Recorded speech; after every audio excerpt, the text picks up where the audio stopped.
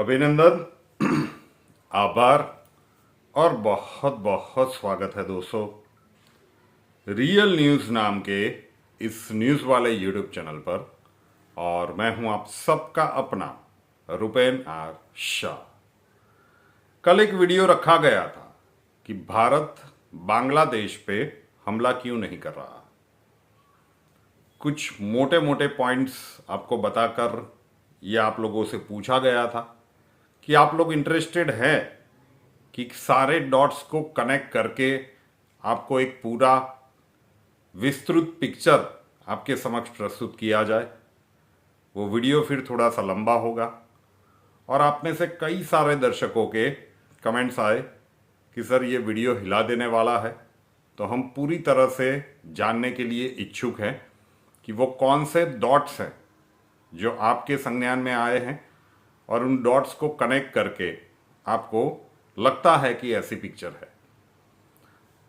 Dots को connect करना, अब मैं आपको पहले थोड़े से समझ लीजिए। जब भी हम छोटे थे तब तो ये हमारी जनरेशन तक तो ये किया है, नई जनरेशन ने नहीं किया होगा। एक ड्राइंग बुक आती थी ना, उसमें बहुत सारे बिंदुएं होते थे, बहुत सारे छोटे छोटे डॉट्स होते थे। उन डॉट्स को देख के पता नहीं चलता था कि आकृति क्या है, लेकिन एक के बाद एक डॉट्स को जब आप जोड़ते जाते थे पेंसिल से, तब धीरे धीरे करके एक चित्र बनता था और फिर समझ में आता था कि ये आकृति किसी पक्षी की है, किसी प्राणी की है या किस चीज की है। जियोपॉलिटिक्स में भी लगभग यही चीज होती है। अलग अलग समय पर अलग अलग घटनाक्रम बनते हैं, वहां पे डॉट लगा के चलिए। और जब बहुत सारे घटनाक्रम को आप इकट्ठे देखेंगे, मतलब उन सारे डॉट्स को कनेक्ट करेंगे, तो एक विस्तृत पिक्चर आपके सामने उपलब्ध हो जाएगी। तो आज के इस वीडियो में वो ही जानने का प्रयत्न करेंगे। शुरुआत कहां से करते हैं? शुरुआत करते हैं भारत के अंदर से। एसआईआर इतने सारे राज्यों में शुरू हो गया। पश्चिम बंगाल में डेफिनेटली उसके बारे में एक चर्चाएं थी कि बहुत सारे इलीगल बांग्लादेशी वहां पे रोहिंग्यास वगैरह है। लेकिन भारत के इतने सारे राज्यों में अचानक से एसआईआर की प्रक्रिया शुरू हो गई। ढूंढ ढूंढ के जो भी इलीगल्स हैं उनको बाहर निकलने की प्रक्रिया पिछले कुछ महीनों से तेजी से चल रही है। जिस प्रकार के इंसिडेंट दिल्ली में हुए और जिस प्रकार की इंफॉर्मेशन भारत की गुप्तचर संस्थाओं के पास रही होगी, सरकार के पास रही होगी, और सरकार को पहला अंदेशा वहीं पे आ गया होगा कि यहां पे जब हम ऑपरेशन सिंदूर 2.0 की तैयारियां कर रहे हैं, नोटाम लगा रहे हैं, त्रिशक्ति वाली एक्सरसाइजेस कर रहे हैं, तब भारत को अंदर से पूरी तरह से हिलाने डुलाने का एक षड्यंत्र रचा गया है। और उसी के कारण बहुत तेजी से एसआईआर की प्रक्रिया शुरू हो गई। और जितने भी ऐसे तत्व थे जो भारतीय नहीं थे, भारत में रह रहे थे, भारत के संसाधनों का उपयोग कर रहे थे, भारतीयों का हक मार रहे थे, उन्हें बाहर निकलने का पूरा घटनाक्रम शुरू हो गया। ये हुआ पहला डॉट। दूसरे डॉट के लिए उससे भी थोड़ा पहला जाना पड़ेगा। तब बात करते हैं नेपाल की। नेपाल में पहले राजाशाही थी, ठीक है, राजा थे वहां पे। फिर सरकारें आई और सरकार कभी भी स्टेबल नहीं रही। और उसमें भी फिर ऐसी सरकार नेपाल में आई कि जो प्रो चाइना थी। इससे पहले कई वर्षों तक नेपाल भारत का परम मित्र रहा था, लेकिन उसके बाद कई वर्षों से ये घटनाक्रम चलते रहे कि नेपाल में प्रो चाइना वाली एक्टिविटीज बनती गई। चीन का प्रभाव नेपाल में बहुत हद तक बढ़ता गया। भारत ने उसे काउंटर करने का प्रयत्न किया। कहा तो यह भी जाता है कि जैन जी वाला जो वहां पे घटनाक्रम हुआ है, उससे बहुत बड़ा डेंट पहुंचा। अभी भी वहां पे जो सरकार है, किसी को नेपाल के बारे में प्रिसाइज इंफॉर्मेशन नहीं है कि वहां पे चाइना का डोमिनेंस कितना है या नहीं है। लेकिन नेपाल वाला डॉट भी आप मान के चलिए।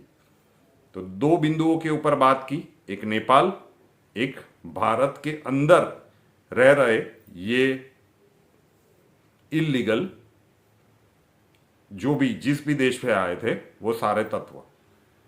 फिर तीसरा देश आता है भूटान। भूटान की बात हमने कल की थी। भूटान के प्राइम मिनिस्टर अब डेफिनेटली वो अपने देश की ही बात करेंगे कि भूटान फर्स्ट। तो वो डोनाल्ड ट्रंप से मिलने के लिए चले गए। वो सारे पिक्चर्स आपको सोशल मीडिया पे मिल जाएंगे। लेकिन चाइना का भी वहाँ पे घुसने के बहुत सारे दस्तावेज आपको मिल जाएंगे। सोशल मीडिया पे थोड़ा सा सर्च करना पड़ेगा। हम इतने टेक्नोसेवी पर्सन्स नहीं है कि वो सारे डॉक्यूमेंट्स आपको यहाँ पे प्रस्तुत करके बताएं। तो चाइना भी इंटरेस्टेड है भूटान में। वैसे वो बहुत सारे देशों में इंटरेस्टेड है। जहाँ से भी उसे अपना वो वन बेल्ट रोड वाला प्रोजेक्ट करना है ना, उन सभी देशों को वो लोन के ऊपर लोन दिए जा रहा है। और फिर जब वो अपने उनके लोन के कर्जे के चक्कर में फंस जाते हैं, फिर अपनी टर्म्स मनवा के वो अपना प्रोजेक्ट उस देश में पूरा कर लेता है। तो भूटान में भी उसका कोई इंटरेस्ट बड़ा सा रहा है और उसी के कारण भूटान में चीन भी पैर पसारने का प्रयत्न कर रहा है। अमेरिका उसे करने नहीं दे रहा है। तो एक डॉट भूटान का ले लीजिए। अभी तक 3 डॉट्स की बात की। पहले भारत के अंदर रह रहे वो इलीगल्स, दूसरा नेपाल, तीसरा डॉट भूटान। अब नेपाल और भूटान भारत और चीन के बीच में जब आप विश्व का वो नक्शा देखेंगे तो वो बफर जोन है। अगर उन्हीं 2 देशों के ऊपर चीन का प्रभुत्व आ गया तो आप सोच सकते हैं कि फिर कितना बड़ा संघर्ष ऑन द कार्ड्स है। उसके बाद बात कर लेते हैं म्यांमार की। म्यांमार में भी चीन का डोमिनेंस देखा गया है। ये सारे के सारे भारत के पड़ोसी देश है और ये पिछले कुछ महीनों में घटनाक्रम नहीं हुआ है, ये पिछले कुछ वर्षों से चल रहा है। तो म्यांमार वाला डॉट अब ये तो सर्वविदित है। तो वहां पे भी चीन का डोमिनेंस सबको पता है। तो वो एक कंट्री ले लीजिए। उसके बाद खबर आई थी श्रीलंका वाली, है ना। उसका जो एक बंदरगाह था उसे लीज पे ले लिया गया, बहुत सारी हेल्प पहुंचाई गई। मतलब श्रीलंका को भी क्लच में लेने का प्रयत्न किया गया। उसके बाद बांग्लादेश और पाकिस्तान तो है ही। तो भारत के जितने भी पड़ोसी देश हैं उन सब देशों में चीन ने अपना इन्फ्लुएंस पिछले कुछ वर्षों में धीरे धीरे बढ़ाया। पहले जब कर्जे वाली बात थी, श्रीलंका को मदद करने की भारत सरकार नजर रख रही थी। पता था कि लॉन्ग टर्म चीन का प्लान क्या है। पाकिस्तान को कर्जे के ऊपर कर्जे दे रहे थे क्योंकि वहां से वो रोड का प्रोजेक्ट उनका चलना था, belt and road initiative BRI project, तो वो चल रहा था। अभी आपको पता ना हो तो दूसरी एक चीज ये भी है कि पिछले कई दिनों से तुर्की की भी बहुत सारे जहाज पाकिस्तान में आ रहे हैं, सामग्रियां पहुंचाई जा रही है। ये तो ऑपरेशन सिंदूर के वक्त भी हुआ था। और चाइना से भी बहुत सारे इंस्ट्रूमेंट्स, ये सोशल मीडिया की खबरें हैं, कुछ हम अपना नहीं बता रहे हैं, कि वो भी पाकिस्तान में पहुंच रहा है। ऐसा कहा जाता है कि आसिम मुनीर एंटी ड्रोन जो भी गन्स होती है या जो भी उसकी तोप वगैरह होती है वो पूरी LOC के ऊपर लगा रहा है। उसे ये लगता है कि इस बार भी भारतीय सेना वही करेगी जो आखिरी, मतलब वही स्ट्रेटजी से आएगी जो लास्ट टाइम आई थी। तो अब वो उनकी बात है। तो पाकिस्तान रेडी हो रहा है फिर से एक बार अटैक करने के लिए। लेकिन चीन को भी पता है कि सीधी लड़ाई में तो पाकिस्तान जीत नहीं पाएगा। तो किसी भी प्रकार से भारत को नॉर्थ ईस्ट में एंगेज करके रखना पड़ेगा। कुछ ऐसी परिस्थितियां क्रिएट करनी पड़ेगी कि नॉर्थ ईस्ट में भारत उलझा रहे और भारत के अंदर किसी प्रकार का कैओस क्रिएट हो जाए।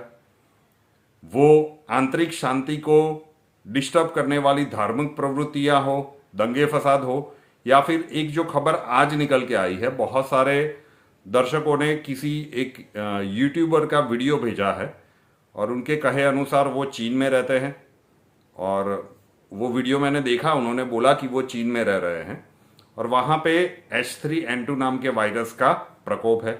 सोशल मीडिया पे उसकी कोई इतनी ज़्यादा खबर नहीं है, लेकिन अगर वो भाई साहब चीन में रह रहे हैं तो उनके पास जानकारियाँ पुख्ता होगी। और जो नैरेट उन्होंने किया है उस हिसाब से तो वहाँ पे बहुत बड़ा ब्रेकडाउन है। तो लास्ट टाइम भी यही हुआ था। हो सकता है कि वो वायरस का स्प्रेड हो जाए, भारत में लॉकडाउन वाली सिचुएशंस क्रिएट कर दी जाए, एक बार नॉर्थ ईस्ट का टेंशन चलता जाए, किसी प्रकार से भारत को इतना प्रोवोक करो कि भारत बांग्लादेश के ऊपर हमला कर दे और बाकी के जितने भी डॉट्स है उन सभी जगह से कुछ ना कुछ ऐसा क्रिएट करो कि भारत वहां पे उलझ जाए। भारत ने इतना लंबा सोचा ही ना हो। इसीलिए कल के वीडियो में भी मैंने कहा था कि आपको लगता है कि बांग्लादेश को निपटाने के लिए भारत को इतने सारे स्ट्रेटेजिक एयरपोर्ट्स बनाने पड़े, भारत को बांग्लादेश की सरहद पर ब्रह्मोस लगानी पड़े, बांग्लादेश की सरहद पर राफेल उड़ रहे हैं, ये क्या बांग्लादेश के लिए है? जी बिल्कुल नहीं। भारत सरकार को भी अच्छे से समझ में आ रहा है कि बांग्लादेश सिर्फ एक बहाना है। पूरी तरह से भारतीय सेना को बांग्लादेश के अखाड़े में, जैसे रशिया को फंसा दिया गया यूक्रेन में, वहां पे फंसाना है।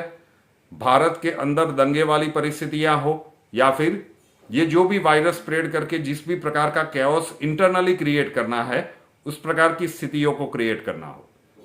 जब दोनों प्रकार से भारत घिरा हुआ होगा, इंटरनली जब डिस्टर्ब हो तो भी सेना डाइवर्ट होगी, सेना बांग्लादेश बॉर्डर पे तो अच्छे से लड़ ही लेगी, निपटा देगी सबको अपने दम पर, लेकिन इंटरनल भी जब पूरी स्थितियां इस प्रकार से बिगड़ी हो तब सेना का ध्यान डाइवर्ट होगा।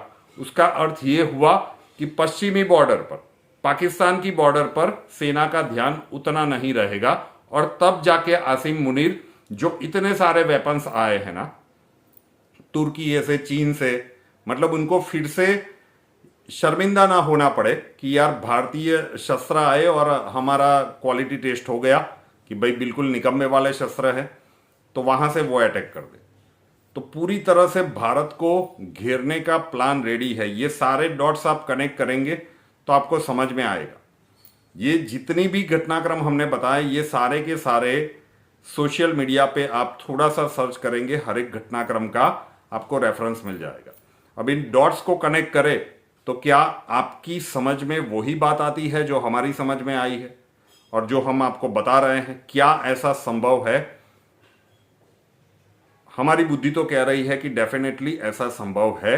ये गेम भी भारत सरकार के संज्ञान में आ चुकी है और उसी के कारण एसआईआर का ये पूरा घटनाक्रम चल रहा है। ऐसा हर एक फ्रंट जो चीन भारत के विरुद्ध में खोलने के लिए उत्सुक है, ऊपर से तो बता रहा है कि भाई हमें भारत से दोस्ती पसंद है, लेकिन दोस्ती वाली हरकतें कभी चीन की रही नहीं है। चीन के ऊपर कभी भी विश्वास नहीं किया जा सकता और ये पूरा खेल क्या है वो भारत सरकार की समझ में आ गया है। बांग्लादेश को पीटना है वो तय है, लेकिन ये पूरा जियोपॉलिटिकल गेम जो क्रिएट किया गया है ना, अभी तो अमेरिका की एंट्री की तो हम बात ही नहीं कर रहे हैं, उसका एजेंडा अलग है। यहाँ पे पूरे वीडियो में हम चीन की ही बात कर रहे हैं। तो चीन का पूरा नैरेटिव ध्वस्त करने के लिए जो भी चीज़ें करनी चाहिए ना, उसी के कारण भारत की सरकार रेडियो साइलेंस हो गई है। कोई जवाब नहीं, लगातार प्रोवोक किया जा रहा है, लेकिन पूरी तरह से वॉच पूरी तरह से है। जो भी करना है वो फटाफट हो रहा है। आर्मी का जमावड़ा वहां पे बढ़ाया जा रहा है। एक के बाद एक जो भी अत्याधुनिक शस्त्र है वो नॉर्थ ईस्ट में डिप्लॉय किए जा रहे हैं। वेस्टर्न बॉर्डर का भी उतना ही ध्यान दिया जा रहा है। भारत के अंदर एसआईआर की प्रक्रिया पूरी तरह से चल रही है। Indian government is making sure कि भारत के अंदर की स्थितियां बिल्कुल ना बिगड़े। जिस प्रकार से ये लोग प्लान कर रहे थे तो उन सारे तत्वों को खदेड़ा जा रहा है। तो सारे